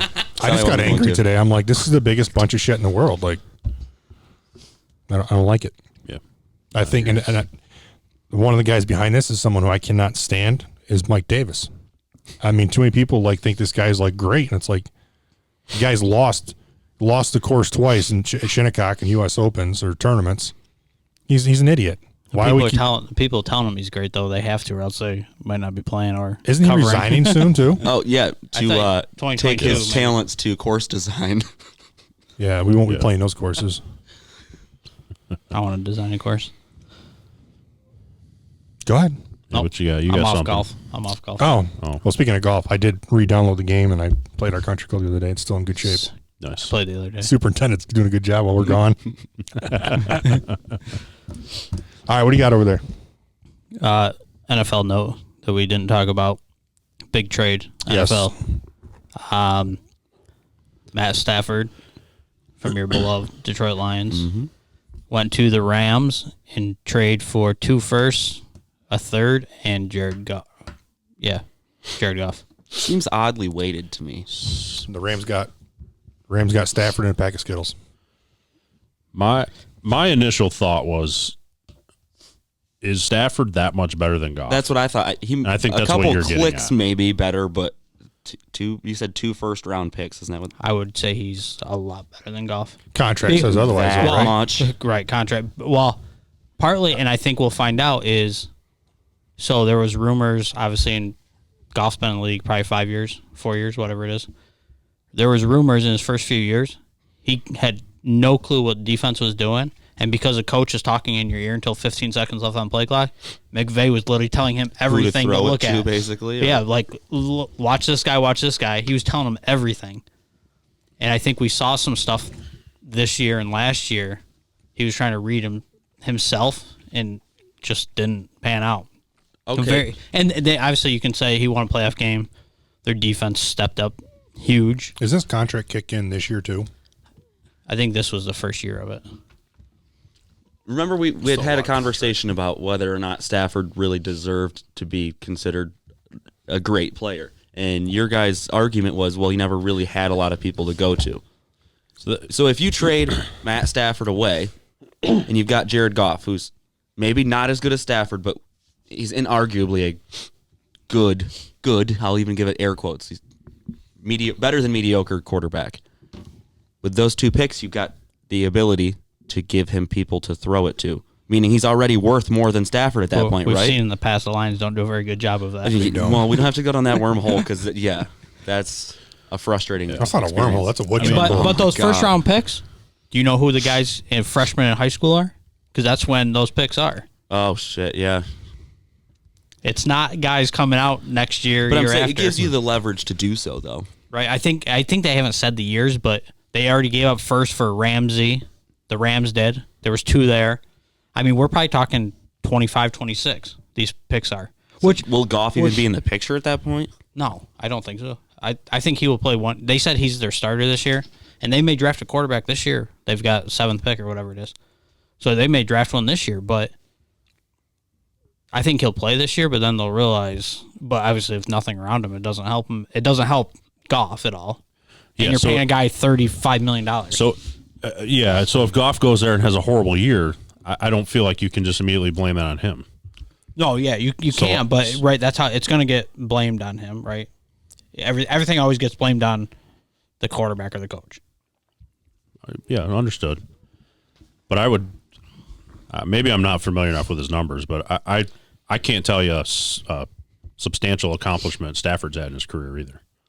I think he's just very reliable, and he's led the league in passing probably. What do you mean reliable? Does he not have the not most? very injury prone. He had injury last year. A lot of injuries. Right, but he usually is back. Didn't he break his back at one point? I feel like this guy's always hurt, though. I was going to say that's the one downside of Stafford is I feel like he's always hurt. Something going on. He's on the list. And I think going to McVay is a huge plus for him. McVay's obviously, they say, obviously we don't know him, very offensive genius. And I think when you put Stafford in that situation, he's going to, obviously he's near the end of his career, but I think you're going to see him shine this year. I think he's a very talented quarterback. It's been stuck in a really shitty situation for a long time. It'd be interesting if he didn't go to Detroit, but obviously he was the top quarterback coming out at that time. They just went 0-16. Like that was right. That was your guy. You had to. There was rumors that the Lions was the Lions, the Rams. The Rams made a run at Rodgers. I heard that. Yeah, they called about him. They said the Packers denied it. Yeah. But So they have no interest in that. The other team that claims they have no interest in training their quarterback, Houston Texans. yeah, So that's going to get really interesting. I don't think he's going to get traded. That would make it really awkward first day of practice. Oh, it's going. Yeah, it's going to. Well, this is awkward. So, and obviously with Stafford. So rumor. Well, it's not a rumor. It's true. Stafford and McVay were both in Cabo. when the trade happened. So, and they always say in the NFL, everybody somehow has a connection to somebody, right? So he and Stafford they've been friendly, but due to connections. So the Bills wide receiver coach, who is Chad Hall, and McVay were both friends and competitors in Atlanta high school. Chad Hall's sister is married to Matt Stafford. So they've all kind of known each other. Very odd. But they always say, everyone has a connection with somebody in the NFL. And this guy's literally Stafford's wife Was Kelly. is the receivers. Their name's Kelly. The Bills receivers coach sister who played with McVay. Yeah. So they've been friends forever. Well, I say ever, but it's probably like 15 years because they haven't been out of high school that long. I did hear that, though. They were both in Cabo and they ended up meeting up after the fact. Yeah, so they met after the fact and had dinner, but they said a lot of NFL players were down there. Yeah. The same week. I think a lot of guys go down there after the season. Yeah. Some guys sooner than others, but yeah. I would say the Rams won that trade. Getting Stafford. Probably. I mean, right? You have no clue what those picks are. And you got to right now that trade is Stafford for Goff. They definitely won the trade if it's true that, like you were saying, like he can't read defense, Goff. And then Goff's going to an organization who is notorious for just wasting talent. Right. It's kind of like a one in the hand, two in the bush kind of thing. Like you've got something right now, the other team's got the idea of something down the stretch. But I mean, two of the really best players in our lifetime at their position, and Barry Sanders and Megatron just up and walking away before there was nothing wrong with Barry Sanders. He wasn't injured. He wasn't having problems. He was fine. He may have played like 10 years, which is a long time for a running back. He was fine. Everyone was shocked when Barry Sanders decided, I'm done. Same with Megatron. And then I think he's actually come out after the fact and just very frustrated with like the organization. And I don't think they were going to trade him. So he's just like, all right, well, I'm out. Which I can't really blame him, but. And my favorite part of that trade was coming out. Matt Stafford said, the only place I will not go is New England. Which I kind of anticipated because Matt Patricia went back there. They said it's partly because of That Patricia. makes sense. They didn't get along, but they said a lot of stuff has obviously come out since Brady and Gronkowski. Those are obviously two big ones that have left there. A lot of stuff has come out since that they've talked about. Well, I guess Gronkowski more. I don't think Brady's really said anything. But I thought it was very interesting. That was the only place that he told the Lions he will not be traded. Somebody did say something. Who was the wide receiver yesterday? Was it Edelman or? What was it? What was his name? Welker. Welker did. Said the Patriot way was actually just Tom Brady. It was just Brady. You basically discredit like Belichick for being a good coach. He said the first thing that came out of Stafford's mouth was that he wouldn't go to New England, but I contest that. I guarantee the first thing that came out of his mouth was a very long, That guy is, oh my God, it's impossible to listen to him. To the point where the local Detroit radios in the Christmas time, they make Christmas carols of just cuts of him saying That's great. I've never paid attention. Yeah, I never listened. Now I'm going to have to. I'm going to be screwed. Way to go, Taylor. I'm going to ruin it for all of us. All right, we got anything else? Football?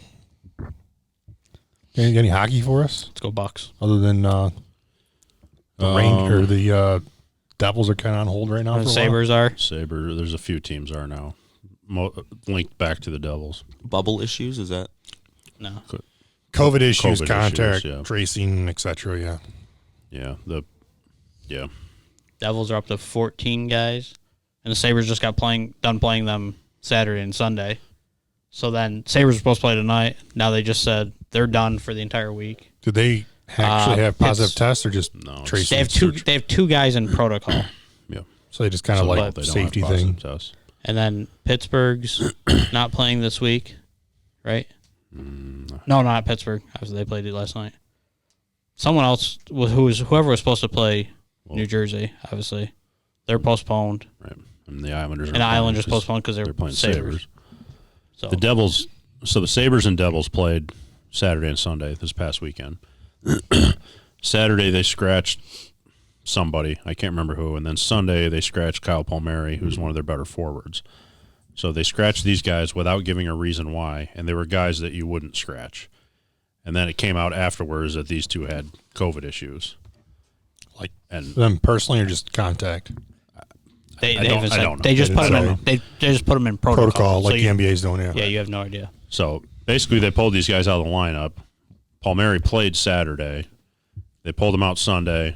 Didn't give a reason why. Didn't like notify the league. Didn't notify the Sabres. And now all of a sudden the Devils have 14 guys in COVID protocol. Jeez. And so the Sabres are pissed. They voiced that opinion that, there should have been more up front from the Devils on what was going on. Sunday's game between New Jersey and Buffalo shouldn't have been played.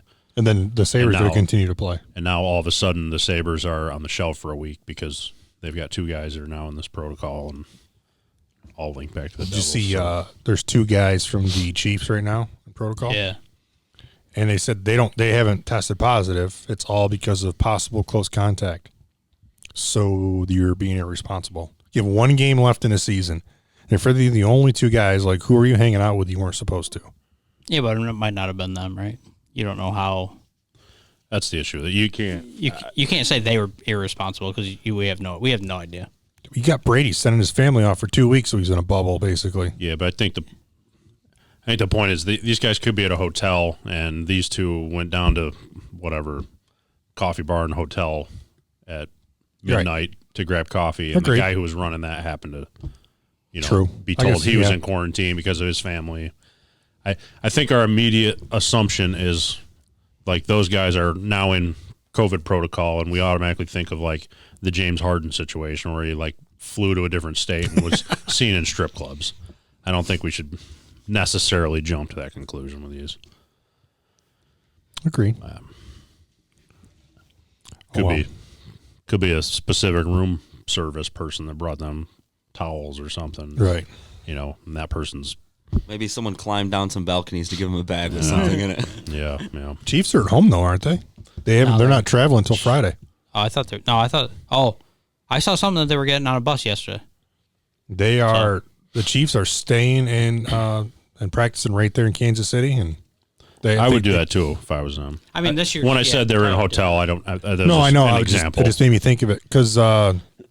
And they've already played down there this year, right? I heard So it's I not- read a thing before the games last week, or before the championship games, that teams were not allowed in Tampa. I mean, obviously Tampa's a little different because it's a home game, but teams were not allowed to travel to Tampa until like Friday. It was the earliest they could be in town. They've already played there this year, so it's not like it's a new. They it's like it. Yeah, it's not a new city for them. They already I played said they like in it. Tampa. There's so. less distractions. They're not all this media around. Like Well, right, they yeah. get this on a year- Zoom call and then get off. Because and- right, normally that's Tuesday they got to do their media day. Yeah. But obviously everything was on Zoom, so it's just entirely different this year. They go home, sleep in their own bed, so I think they're cool with it. I mean, a lot of even report. I don't know if you watched McAfee. I think it was yesterday on Monday. Rappaport was on, and he couldn't get out because of a snowstorm, obviously going through. But he said it's not a big deal. I would have just been in my hotel room doing the Zoom calls anyway, so it's not a big deal if I do it from my house or from there. Yeah, I agree. So Kansas City, they've got to technically be the home team for this game, right? Because they had the better record. Is I that how think that so. goes? Yeah, So do they don't make Tampa they go into the will. visitors' locker room? They will be in the visitor locker room. Okay. That's actually pretty cool. That's how it should be. I didn't realize that. That's a really good question. Like squinting, stat boy. I'm just wondering if that's the happened Bucks. They ever. probably redid the locker rooms this year because the Bucks were like, "Hey, if we come back here and we don't have and we're the away team, you got to make that And locker room Brady's extra like, nice." switch the signs on these two rooms, please. That's a good question. I assume they have They to. should, because that's what would most happen, times, right? it's not obviously Super Bowl, but this has happened in other things that the home team has to go. I think it happened maybe. I don't even know. There was a time like somebody was playing. I've been like, I can't even think, but somebody was at home playing, but they were the away team, but they had to be in the visitor locker room. The only thing I think of is like for football, it'd be like logistics of equipment stuff. I mean, it would have happened in baseball this year in the playoffs. That's what I was trying to think. Oh, that was it. Yeah, right. Because Tampa. I don't know. I give up. Adam, we'll get back to you next week. Please rate us 5 stars. Don't forget to hit like and subscribe. Holy shit! All right, you guys got anything else? You want to move on to stars? Yeah, let's go to stars. I only have 2 stars. I've got 4 packed into 3 spots. Well, there we go. I guess it evens out. Anybody got a dud? Yeah, Patrick Reed. That was easy. Mine was less him, but we'll get there again. It was a hockey one. Mine are dud. Yeah. Okay. My stars are all hockey, which you'll probably see this theme for a little while from me, but I'll start. 3rd star, Joe Pavelski plays for the Dallas Stars. So Dallas had a late start to the season because of COVID issues, so they've only played about half the games. Didn't they have like 20-some guys in protocol on one? Yeah, something like that. Pavelski came out hot as a firecracker. They're pretty fucking hot, too. First 5 games, 5 goals, 5 assists for 10 points. So he started off at a 2-point per game stretch, which is outstanding. So Joe Pavelski, 3rd star of the week for me. So I'll give my 3rd star. I saw this today. Nick Hardy Monday qualified for his 2nd PGA Tour event. I don't know if you guys saw this today. He went birdie in the Monday qualifier to get into a playoff and got into the event. And there was a video of him like making after going 8 deep to get into the playoff. Yeah. So Did I see something that somebody on the Monday qualifier, I think it was this week, it might have been last week, played like 2 holes. It was like a PGA Tour pro. He's trying to qualify. Matt Every. Didn't he play like 2 holes and he just His walked? caddy said he went complete tin cup on the 11th tee. Oh yeah, that's right. That's what. Yeah. It was. Yeah. We won't mention the name. That's what spawned our conversation. Matt Every's a hothead. Oh, that's right. Do you guys remember him on the? I was like, why did he was I on say that show, the Golf Channel show. Oh, the he was, Big Break. He was on He was Big on Break that? at one point. Dude, he's a train wreck. I think he played at the University of Florida. He's a good player. Just between his ears, it's living rent free. I Didn't he forgot come that's out what- with the class of Matt Wolf and those guys? Isn't he No, really young? he's not much older than that. Oh, I was thinking he was a real Yeah. young guy. Came out Paul Casey. My 3rd star is Brock Besser. Last 3 games, he's had 4 goals and assists. He has had 4 2-goal games this year for 8 goals this season, which is pretty crazy. So when he does score, he only scores twice, I guess. Matt Every's 37. Holy cow. So Paul Casey. So I was closer with that, yeah. My 2nd star, no coincidence, also comes from Vancouver, as you just mentioned, Brock Besser. Thatcher Demko, their goalie. He was the NHL's 1st star of the week. He's only my 2nd star of the week. He Tough went crowd. 3 starts, went 3-0-0 with a goals against average of 1 and a save percentage of .971. Obviously, that's only a 3-game stretch, but those numbers are off the planet. So, Thatcher Demko. My 1st and 2nd star is the Texas Tech basketball team and Mac McClung again. Adam and I were texting the other day. He didn't get a chance. You said you saw it after the fact, I right? saw it after. So I had on our other podcast, I picked Texas Tech -3, 4.5. 4.5. 3.5, maybe. 3.5. Playing, who were they playing again? Was it LSU. LSU? Yeah. They're down with 2 minutes left. They went on a 12-0 run to finish the game and won 76-71. And fucking covered. And covered because the kid got a rebound with like a couple seconds left, and one kid from LSU reached over like last second and was like, so they put a second back on the clock, and he went down the court and made both free throws. It was actually on ESPN last night, Scott Van Pelt's Bad Beats, if you had LSU. But, dude, this kid, we were talking the other day, Mac McClung is, I texted him like jokingly about this. I said, I love this kid. He is everything a basketball coach loves. He hustles. He just does the grind. He's just scrappy. He's a little dude. He's like 6'2". He is the reason they came back from that game. He came down the court, hit a three. I think they got a stop. And then in a mad scramble for a rebound, he came up behind somebody, snagged the rebound, jumped behind the three-point line, knocked down another three. And then he was the reason they got a steal. He tipped the inbound pass. Just don't look at his highlights from last night. Don't look at anybody's highlights from last night. But this kid is, I said to Adam, I think he's going to go pro. I hope he stays one more year at Texas Tech. Him moving from Georgetown to Texas Tech was a big move. I said, but I don't think his game's going to translate in the NBA. I said, someone's going to pull him aside and be like, whoa, what's with all the hustle? What are you doing? So other than that, I mean, the kid is, he's fun to watch for sure. I've been following this kid since high school. But yeah, my first and second star, I'm going to go Texas Tech and Mac McClung. My second star is the Drake basketball team. 17-0 on the season, one of 3 undefeated teams left. But more importantly, they are 14-1 against the spread this year. Mm-hmm. Oh, wow. They won an 11-0 run or 13-0 run? Yeah. They finally lost 2 nights ago because they're playing back-to-back games against teams, and they won in overtime like 89-86 the other night, but last night they won by 35. Same team. So I've seen that floating around. So 14-1 against the spread. Yeah. So the more important question is, have you been betting them? Yes. Okay. I've probably bet them That'd be a bad star if you weren't. I've probably bet them like 7 or 8 times this year, and they haven't lost because I didn't bet them. The College basketball's good right now. If anybody's listening to that podcast and betting our picks, you're winning money. My first star is the Oilers' two-headed monster, Connor McDavid and Leon Draisaitl. The Oilers right now probably have those two guys, 2 of the top 5 hockey players in the world in their offense, and it's scary. The reason I noticed this, on Sunday night, they had a monster game where Draisaitl had 6 assists and McDavid had a goal and 4 assists. So right now they've played 11 games. Connor McDavid's leading the league at 22 points, and Draisaitl has 21 points.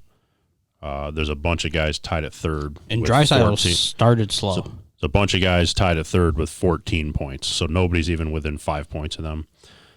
It's started the questions. So nowadays, offense is a little slowed down over the last decade. If a guy can get 100 points in a season, an 82-game season, that's a big benchmark. So there's already people wondering if both of these guys can get to 100 points in this shortened 56-game season. So those guys are just on fire right now. I forget what Draisaitl. I think it was like first 3 games he didn't have a point, or like 1 point in like first 3. It was crazy. He started very slow. So if the Oilers are on TV, watch them. It's exciting offense. Taylor will shoot you a text. That's Edmonton Oilers. Oh, Yeah. thanks. What country is that in again? Canada with the Manitoba Moose. So I only had one star, but I already kind of shouted him out, and that was Paul Casey. It's just always nice to see good guys win. I sent him a couple messages, so Paul, just get back to me so we can set this up. Yeah. Let me know if you get a response. He's in Saudi Arabia. You want to come to dinner with us? Oh, you thought I meant the podcast? My first star is the Miami Hurricanes basketball team. Last night beat Duke. Very depleted Miami Hurricanes team. A couple guys out, a couple top players out. Led by Isaiah Wong and Elijah Alonier last night.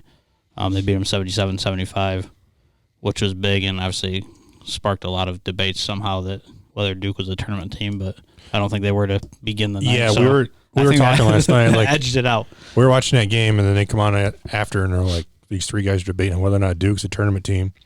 And then you texted me, and I said, I probably had a really like odd look on my face, like watching the TV, like with these guys, like, are they a tournament team? And the answer is no. They're not a tournament team. They're 7-6 on the year now, and They look like a bunch of 10th graders out there playing. Just bad. holy cow! Last night, I don't know if you saw any highlights of it last night, but yeah, they're down 2 and they got a rebound down 2, and their best player Almost 5 grabbed the seconds ball. left. He just runs down the court and he's just looking to pass. No one wanted to shoot the ball. It was just like no one wanted it, and They'd catch it and be like, "Oh, I'm not supposed to have that." So for somebody like me who doesn't watch college basketball, how long has Krzyzewski been there? 25, 30 years? 40, 40? How many times in those 40 years have they not made the tournament? probably like once or twice. Yeah.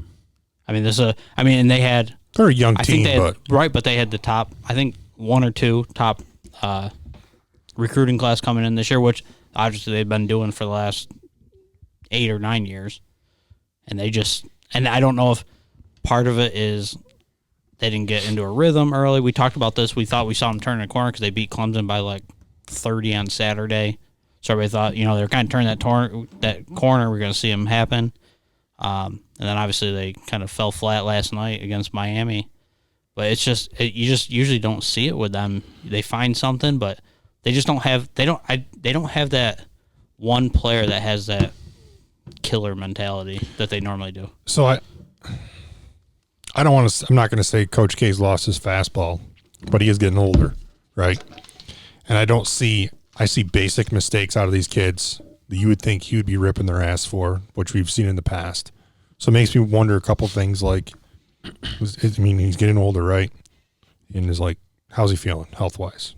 Like, is there other things going on in this guy's life because dude, I saw things last night, like in the past, Coach K would have pulled him out and been like, what the hell are you doing? You don't, you know what I mean? Just, you would have probably called a timeout, walked halfway out on the court and like chewed that kid's ass. And you just don't see that out of him right now. Well, maybe they won't have to play much longer, just like he wanted to all year. That's what I said last night. Well, you said, where does Duke go from here? I'm like, well, they sit the year out like Coach K wanted. All right, gentlemen, anything else? Evil Lee, thanks for the hats. These will go to use. Thank you. Happy birthday, boys. Happy birthday Thursday. And I will see you guys next week.